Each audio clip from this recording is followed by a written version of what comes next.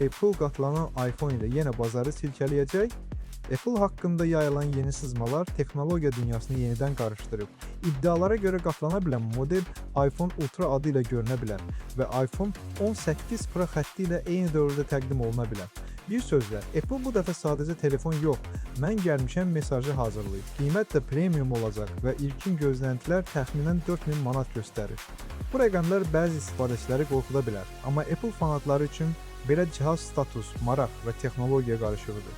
Cib ağlayar, amma texnobloglar bayram edər. Vəziyyət biraz budur. Əsas məsələ budur ki, Apple bazara gec daxil olsa da, çox vaxt oyunun qaydalarını yenidən yaza bilir.